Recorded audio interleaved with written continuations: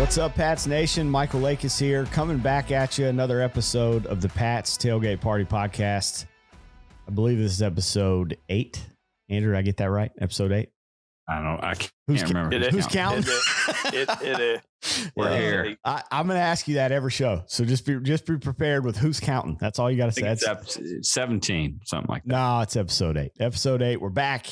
3 of us are here. Myself, Michael Lakis, Andrew Lakis, Doug Lakis. We don't have Mike Davis today. He had something come up for work. So he said it was going to be awesome though. I was excited to listen and he'll be back next week. So excited to have him as a staple now to the show. Andrew, how you doing, man? I'm good. I hate we don't have Mike this week, but we still need some more folks out there. I know to join in. I don't know what we're going to have to give out some gift cards, do a raffle or something. Do something. Remember, by the way, Dad, before I pop it to you, remember, this is just fans' perspective, hot takes, having fun, talking about the Patriots, right? There's no, we're certainly not experts, and there's no need to be an expert. If you got a computer or a phone, Dad, you do it from your phone, right?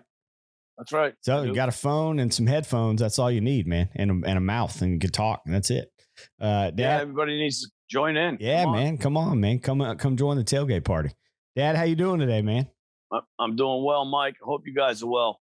Oh, yeah, doing very well. And by the way, this is a little bit of a different time for us today. It's probably why got some rings under the old eyes there, because it's a morning show for us, morning tailgate, early game.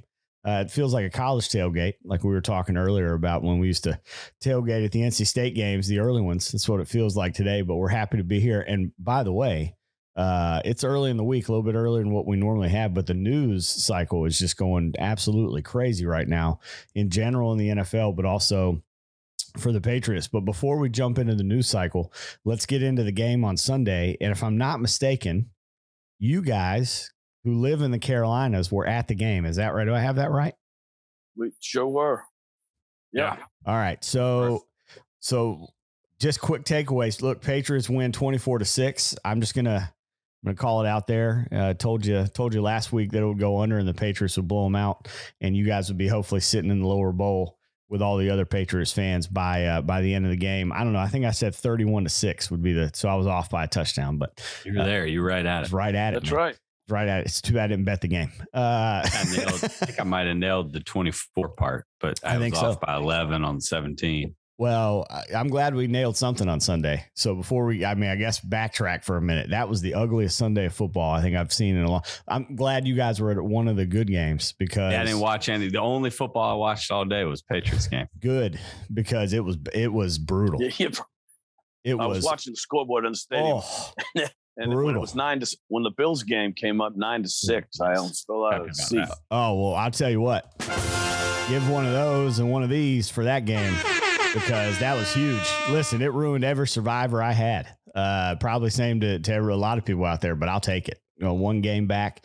Patriots one game back after that with the Bills debacle against Jacksonville. I mean, it was just a weird day of football. Like it's just like literally like take your hands, wash them off, move on to the next Sunday. But you guys were at the good one. So how was it in there? How was the atmosphere in there? Just to back up for a second, it wasn't pretty in there either. Yeah. No. We just happened to be in person, so maybe you could stomach it a little bit more. But it was good atmosphere. I mean, I don't know. What do you think, Dad? 50, 60% Patriots fans? Before we went in, and we were walking around Charlotte before the game, I said to Andrew, "This is Foxborough South." Uh-oh. I mean, it was. But that's a bit. It is. It's misleading because once you get in the stadium, you don't see all those. Well, people. It's not only that, but like, if fans are traveling to the game from other places, and Charlotte's probably a decent place if you're a Patriots fan to fly into and go to a game because you can fly in cheaply and you get a cheap ticket. Those folks are staying in hotels downtown. So you're going to see them around earlier. If you're the average Panthers fan, you might tailgate or you might just come in for the game at 11:30 or 12. So I thought it did. Dad's right. I mean, early on around the stadium, it was like Patriots fans everywhere. In the stadium, it was probably about 50-50. All right. Well, but I'll shout out to the Panthers just for a second. I think their game day presentation is really awesome, to be honest, in the stadium. Yeah, I agree. What'd you like about it?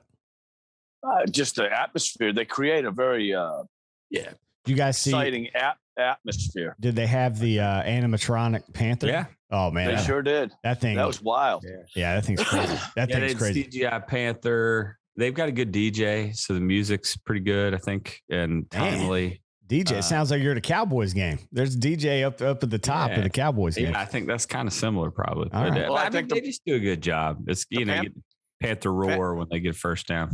The Panthers played like the Cowboys on Sunday. Yeah, oh, they sure did. I watched that game too. That was let me tell you what. So just funny story. So when the Patriots and Cowboys play at the same time, I either watch the game on my phone or we go in other rooms or whatever because she's watching the Cowboys. I'm watching the Patriots. Well, this game, we kind of recorded the Cowboys.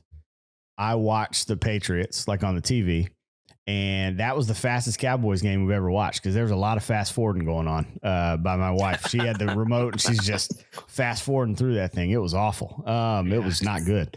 I'll tell you what, as a fan experience, I wonder if anyone else has had this out here because I think about it all the time. Like when we'll, be a Bruins playoff game or a Celtics playoff game or something. I've worked and I can't watch it and record it. And I said, we always do the text to each other. Hey guys, don't leave me off the chain tonight. I'm not going to be able to catch up. I'll let you know.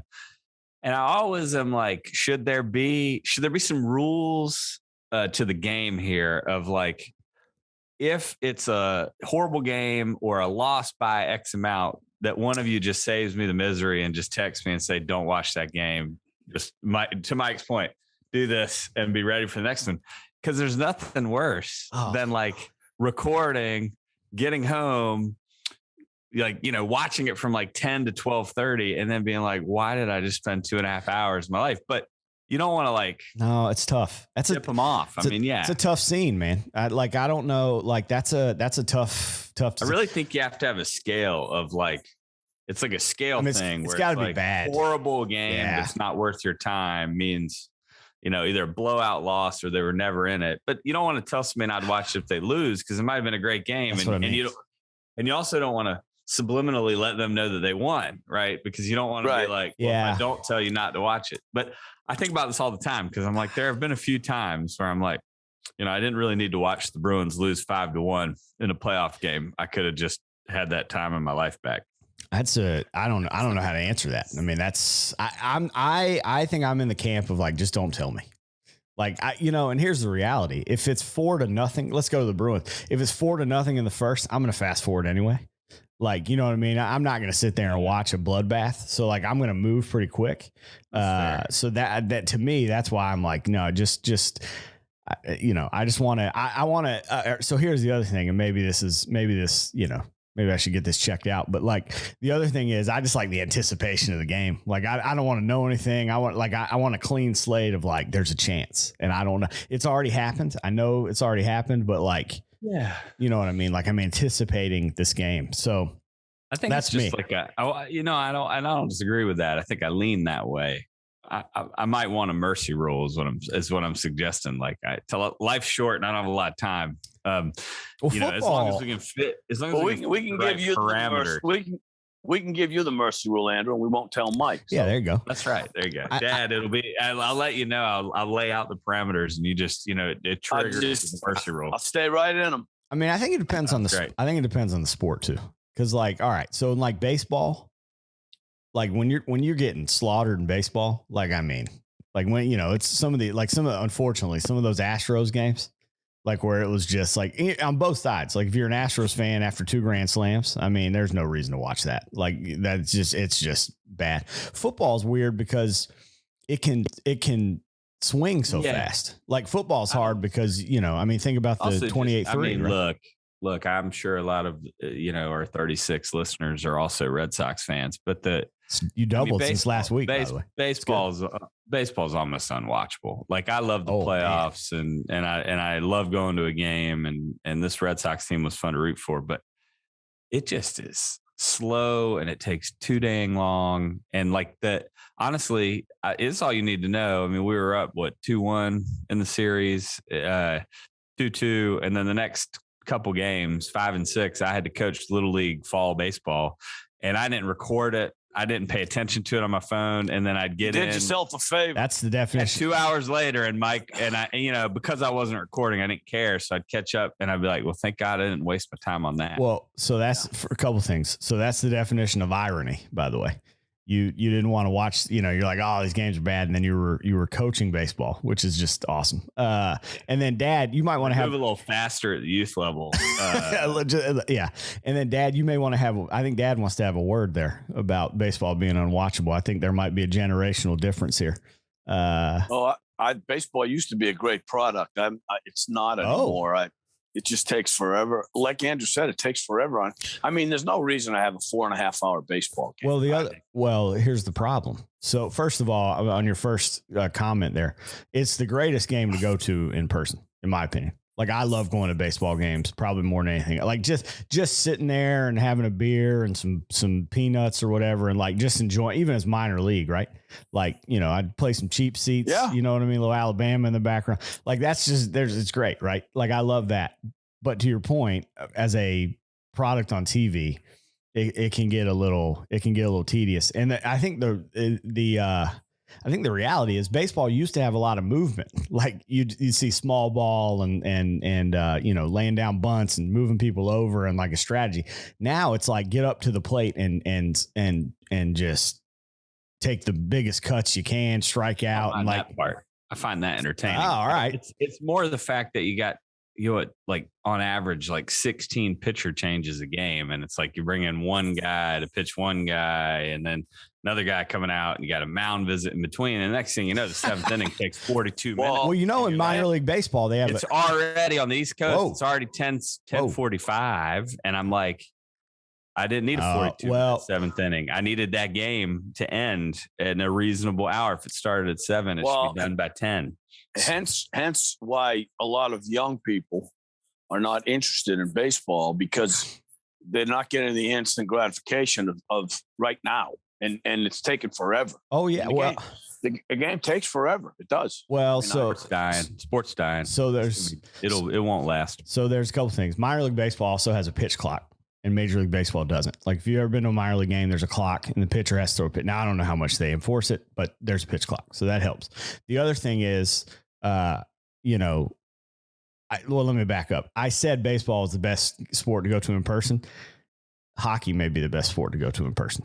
Like hockey, the atmosphere in the hockey in an arena during a hockey game and just being there is pretty awesome. So I don't know how we just spent 10 minutes on baseball and but here we are. But let's get back to Sunday. We are a fan experience podcast. So we are talking about things that probably most folks can relate to. If not, that's right. We're sorry. Luckily, you have a fast forward button on your podcast. Yeah, you can go 2x if you want. You can listen it like to us. A 4-0 Bruins. Yeah, you just speed right through. Yeah, you can go 2x if you want when you listen to us. Andrew doubled the listenership this week, so we have 36 listeners instead of 18. So come on, we need to get some more. And by the way, speaking of hockey, I should just call it out because I'm wearing it. This is this hat here, Settlemeyer. Wow, sorry, Derek. Settlemeyer Skate Sharpening. Derek Settlemeyer. He was the equipment manager, head equipment manager for the Flyers for 20 years. And I've known him a long time, family friend. So if you need your skates sharpened, head over there. He's got a great website. He's got a great podcast too, Nasty Knuckles. It's a Flyers podcast. I know we probably got a lot of Bruins fans here, but you should listen to it. It's really good stuff. And back to the Patriots. So we talked about the game 24-6. Man, it was good to see. Here's my key takeaway. I knew Darnold was going to struggle, and I knew the Panthers offense was going to struggle.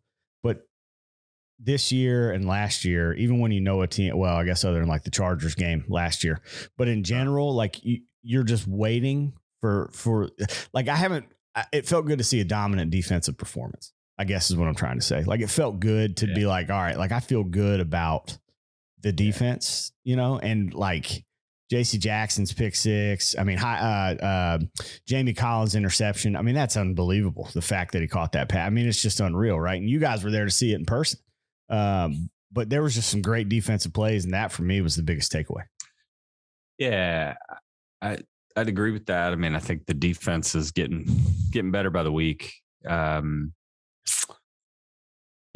it'll be interesting to see when they play a team that has a more complete offense. I mean, I think the teams they've dominated the last 3 weeks have either run or throw, but don't do both very well. My hot take though. Oh boy, I really hope hot take alert. Yeah, maybe this can take us up to 72 or 100 listeners, because if you tease this on the Boston Sports Journal chat section, people will lose their minds. Sounds good. I love Mac. I think he's the quarterback of the future. I think on this show I've named multiple times that we're on to something here. I do think he's plateaued, and Greg Bedard talked about this a little bit this week in this podcast. And if you look at this year's team at 5-4 with a lot of optimism, hope, versus last year's team with Cam Newton at quarterback, the difference ain't Mac Jones and Cam Newton, folks. Wake up. Whoa. It's that we can stop the run. We have stopped the run for 3 weeks, which means the other team can't just do whatever it wants to. And I know this was back and forth, and everybody loves to, crap on Cam. And I'm not saying Cam was the answer, but Mac isn't doing a whole lot more right now than Cam was doing last year. He throws 9 or 10 good passes a game that are scripted by Josh McDaniels. Every once in a while, he fits it in a tight window, and the rest of it is run, and trickery. And honestly, he's thrown an interception in the last few games. It just, people got to, I named that to say, I'm not asking to bring Cam back. I'm not saying we did Cam wrong. I think it actually worked out beautifully. But if you're a real fan of football and you think about last year's team and this year's team, the difference is not the quarterback. The difference is that we stop the run and actually have an NFL front seven. Go ahead, Deb. You go ahead, Mike. Go ahead. No, I was gonna give an slightly opposite take. So go for it. My thought that I agree with you that I think there's some plateau there. I think that that interception to Gilmore was just outrageous. It's awful. Awful. And he had one in Houston where I was at the Houston game. He had one there that was awful. It was bad. Worse in person. Although they said that one, by the way, was Aguilar not running the right route. Well, that's not a surprise. We'll get to a possible receiver that hopefully signs with the Patriots today here in a minute and talk about Aguilar, a bum. So here's the thing. I love Cam. Literally you got we were the three, I think, on Boston Sports Journal. By the way, if you haven't gone there, go to Boston Sports Journal, check it out. It's the best Pats coverage there is. But we were the three people in the chat. Pat Sox, Celts, Brews, Winter Coats is Andrew, D Lakis is Doug, and we were getting lambasted last year talking Cam up and not blaming him. That I guess this kind of goes what you were saying. But there's some throws that Mac makes, and I know he's plateaued, and he's a rookie. He's going to plateau. That Cam doesn't make. Like the throw to Henry, putting that where he needed to put it on the touchdown. I would have missed the target probably. Yeah, I don't think Cam makes that throw. That wheel route to Bolden, Cam doesn't make that throw. Cam made a few of those last year. I mean, this is where people. Look. Spent a lot of time thinking about psychology and neuroscience. Like nobody's gonna be able to hear. And this is an interesting. We're going a lot of different places. Well, because Cam was a convenient scapegoat, and people made up their mind that Cam bouncing a few in the turf was Cam all the time. And I've been through this in the chat. We don't need to relive it. It just, if you look at this team right now, the difference is that they can stop the run, and they have an actual NFL front seven. I agree. The quarterback play hasn't actually been that good. Maybe I used Cam as a red herring to get some energy and excitement. And hey, look over here. The reality is Mac needs to get a whole lot better if we're going to have the optimism that I'm seeing this week. Like, this team might have arrived. They're going to the playoffs. They could make a run. Mac's going to have to get a whole lot better over the second half of the season, or they're just not going to be able to beat the good teams. Yeah. That's going to be the problem. I have 2 points to make on that. Those things, Andrew, and they're good points. First of all, stopping a run is Andrew's. You're absolutely right, because it puts a team in second and long, third and long. Right. It makes it easier to play pass defense because now they can't play action pass you, which is what flip that over. It's what the Patriots are doing now. They're running the ball on a regular basis successfully. O-line's gotten a little bit better. Now they can play action. And most of their stuff when Mac is successful is coming off of the play action look. So those two things go hand in hand.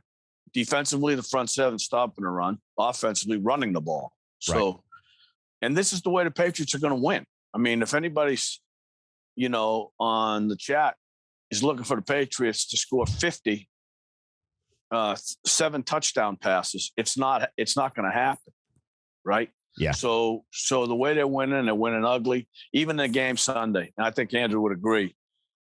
Even though the Patriots dominated the game, I never felt like it was a dominant performance. I mean, it was, they were down 3-0. It was 7-3. Then it was 7-6. Then it was 14-6. And that was in the second half. Panthers in the red zone. Yeah. They're driving. And Darnold decided to throw it to a team in the other colored jersey. Not that the guy wasn't wide open. The tight end was wide open. Right. He made a bad throw.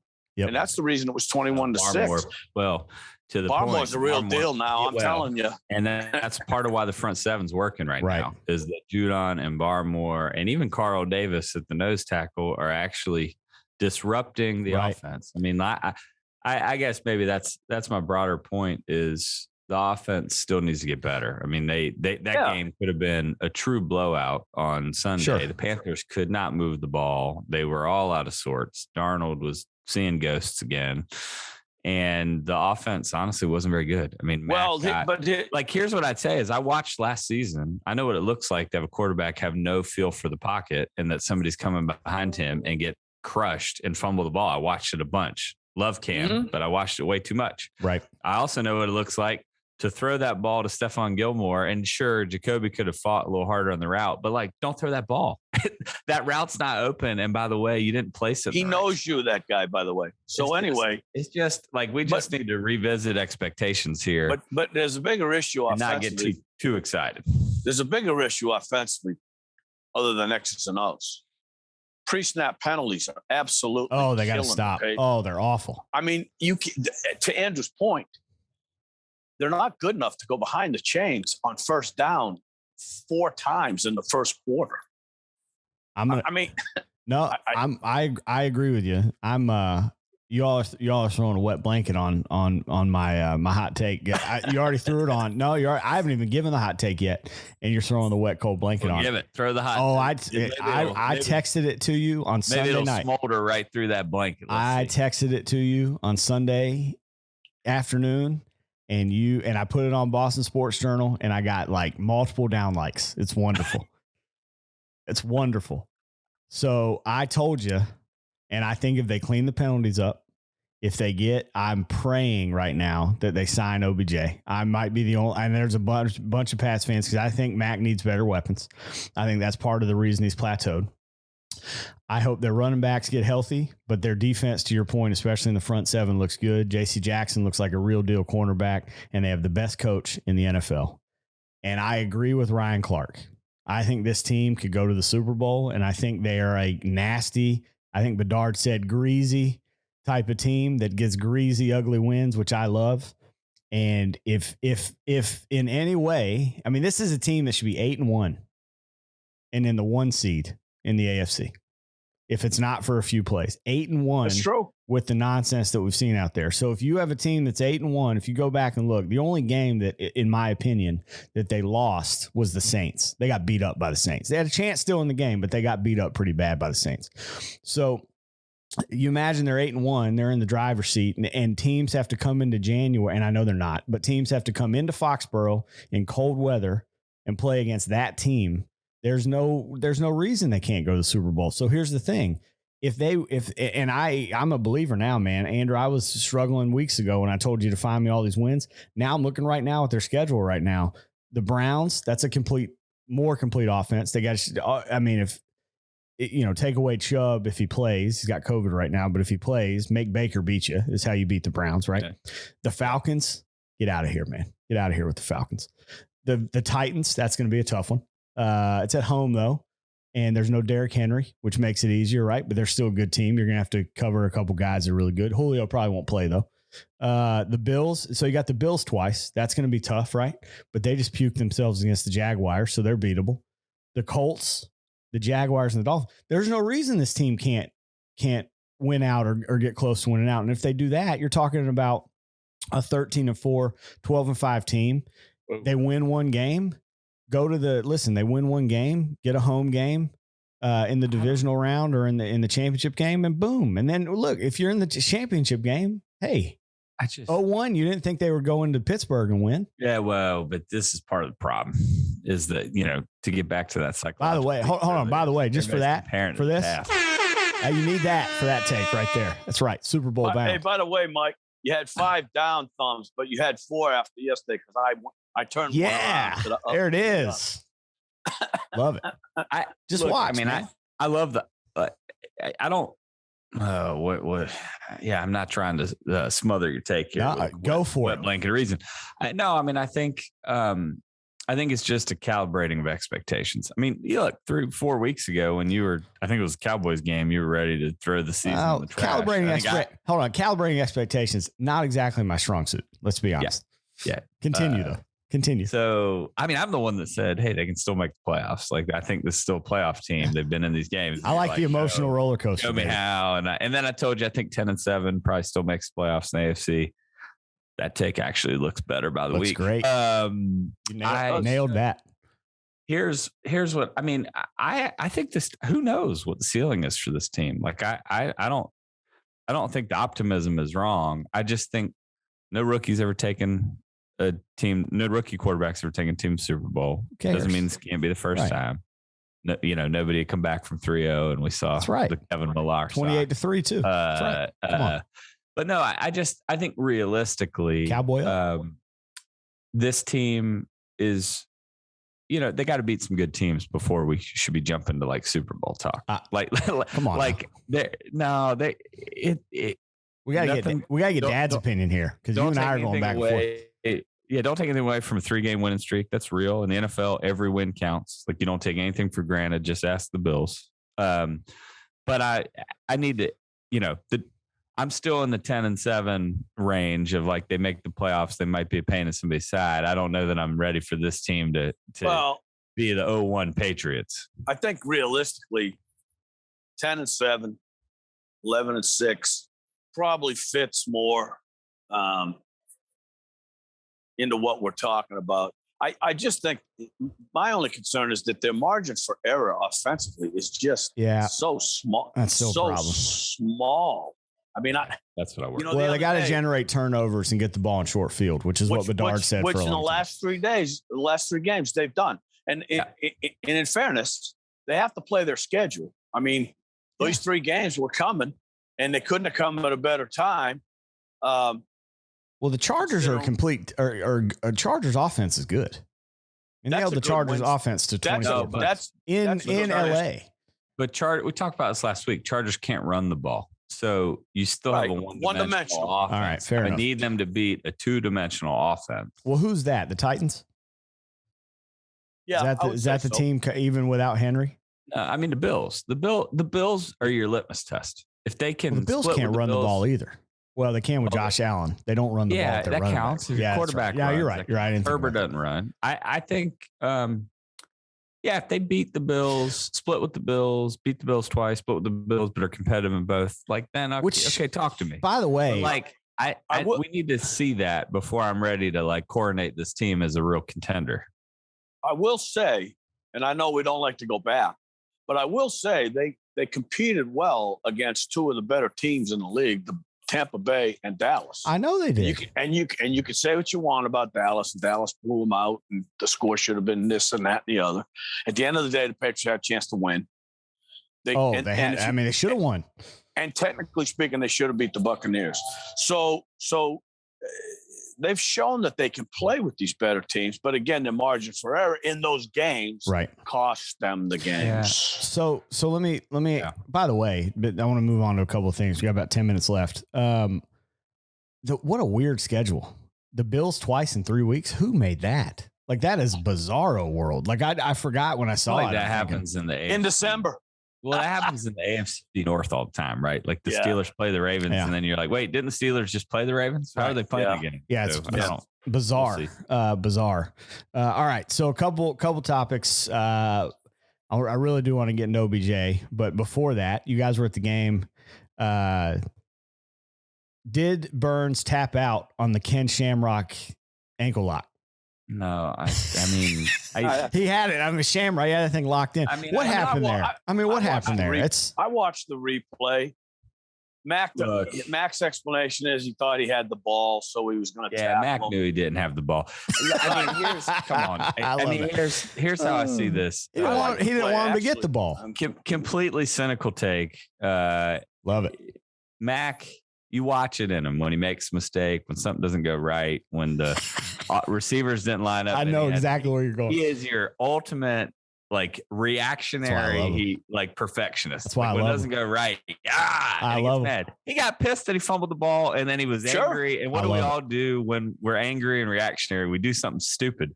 He shouldn't have done that to Burns, but nobody's going to come out now, Belichick, Mac, or anybody, and be like, and tell the truth, right? We've already seen another quarterback in this league not tell the truth over the last couple of weeks. Like, this is not a truth-telling league.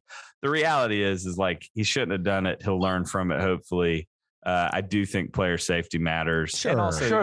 I don't want that to be his reputation. No, right? Of course. That's not. I didn't like the fact that Burns kicked Stevenson. Was it Harris or Stevenson when he was down after? No, that was bad. I mean, okay, but I don't want to get into all that. But I'm just saying the stuff happens.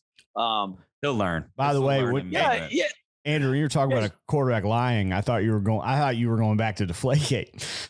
that's where I thought you went. I don't really care about how much air's in your footballs. I just was talking about Aaron Rodgers. Yeah. But we only have 7 minutes, so we'll leave that alone today. All right. Other than it's just, I will say the irony of somebody spending an entire 17-year career trying to build a brand, a persona, to then make a dubious decision, have it all washed away. I mean, couldn't happen to a better guy. Yeah. Well, speaking of couldn't happen to a better guy, there's also something. This did not happen in the Patriots game, but it did happen on Monday night with the Tony Correni situation. It couldn't have happened to a better guy to get that taunting penalty. And that guy is Cassius Marsh, who was having a lot of fun on the field when he got that taunting penalty. More fun than he ever had in the Patriots locker room, it seems. That's right. And that was awesome. I know it was a horrible call, but it couldn't have happened to a better guy. Other than the fact that it helped the Steelers win, which I did not want. No, I didn't want that at all. But it was great that it happened to that guy. Yeah, well, once again, I thought it was Tony correct. Speaking of reactionary, I mean, come on, Tony. I mean, Tony, if the NFL is going to find Mac, they better find Tony too, because Tony that's the exact same play. He got angry and he's holier than thou, and then he hip checked Marsh, and they can't do that. By the way, I mean, he did a Steph Curry on the flag. And it was you know what? Move. Listen, I'm not going to go back to these days because it doesn't matter. But when I officiated basketball at NC State, I mean, there were some days you'd watch some officials and you see it in basketball, by the way. That's such a basketball official move where you're just like, I'm coming after you and I'm giving you one. And if you say one more thing, I'm tossing you out of the gym. And I'm going to do it on purpose. Teddy Valentine mode. Because I blinked twice. I thought I was looking at Teddy Valentine on the NFL football field. Exactly right. So bad. And you're right. He mugged him. He mugged him from the entire way. And the minute he bumped him, Tony should have been more concerned. Ego trip. And he couldn't have called. Concerned Go ahead, about Dan. the miss roughing the passer call that he had earlier in the game.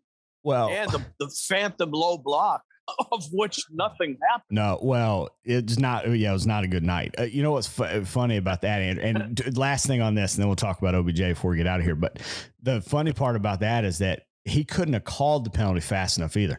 I mean, a millisecond when the flag came out, he had popped the mic on.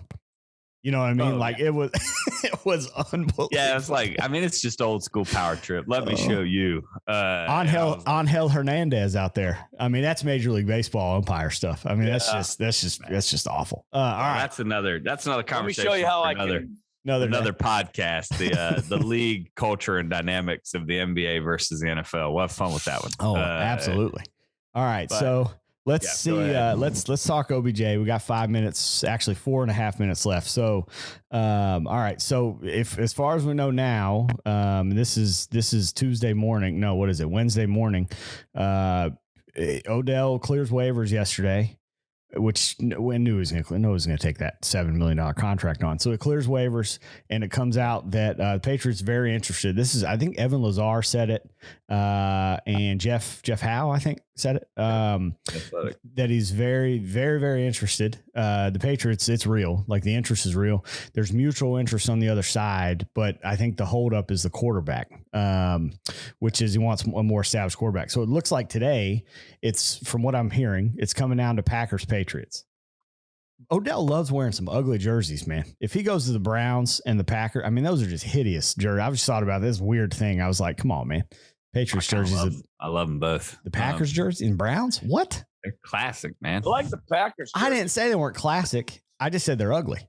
I think it's going to come down to the quarterback, and I think if it's Aaron Rodgers versus Mac Jones, I don't think the Patriots are a clear favorite there. What about coaching?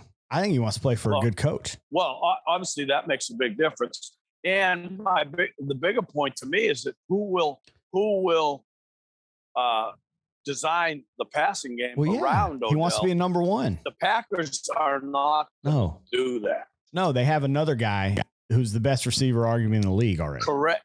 I don't know. Maybe two. Right. And I think that is a big deal for Odell. You know, I mean, but again, who knows? What do you think, Andrew? What do you want? What do you want to happen? I know what I want. I'm good either way. Oh, no, I don't have a strong preference. I'm ready, man. Let's go. Get Aguilar. Get Aguilar out of there. If he's on board and it works, it's great. I guess what I'd say is I'd put the odds far higher that he's the next Ocho Cinco than he is the next Randy Moss. Oh, hot take. Hot take alert. Yeah, I just don't. I mean, Randy Moss, that was a once in a lifetime thing. I think Randy's just built different. Well, he ain't Randy Moss. Well, no, Randy's just built. Well, they're both incredible athletes, right? Probably two of the best athletes ever played the position. Randy kind of had that killer mentality, to be honest with you, that alpha mentality. And I just don't know that he ever had anybody bring it out of him the way Belichick did. I don't know that. I mean, Odell's a great athlete. He's kind of a different generation, man. I think Odell's a me first guy. You know, I think he wants the attention. Let me ask. I don't know that Randy ever wanted the attention, to be honest with you. He just wanted to win. He got the attention by catching a record amount of touchdown passes. Sure did. Yeah. But let me ask you this about Odell. Does he fit? Not in the Patriots situation, because Belichick and he would be fine. All the outside noise of Boston, and the dynamic of Boston and all of this stuff. Boy, man, we got a minute and a half left. I mean, no, but but think about it now. I mean, Cam. I mean, it's tough for a guy like Andrew. Andrew hit it on the head. He's a different kind of cat. Yeah, I think he'd be all right there. I mean, the NFL is a short season too. It's not like the NBA. You can live, and these guys treat it like a 4-month work trip. And then they can live wherever they want. Miami, LA, and LA. Like, I don't worry about that. I think he's fine. All right. Sure. Well, I want him. I hope they sign him today, and I'm going to predict I take him. I mean, don't get me wrong. I think the odds are, I'd put the odds on the fact it wouldn't work out. I'm going to predict they do. I'm going to predict they sign him today. Great. I hope you're right. All right. Rapid fire, under a minute left. Give me a prediction for the game, and then we're out of here. We got Browns. Beat the Browns. I'll say 23-20. 23-20, Dad? 24-21, Pats. 24-21. Pats are -1.5 under 45.5. I'm going to say Pats win 2017. Low-scoring game. They make Baker struggle. All right. That was fun, guys. Episode 8 in the books. We'll see you next week. Episode 9. Enjoy it, fellas. Go Have Pats. a good week. Everybody.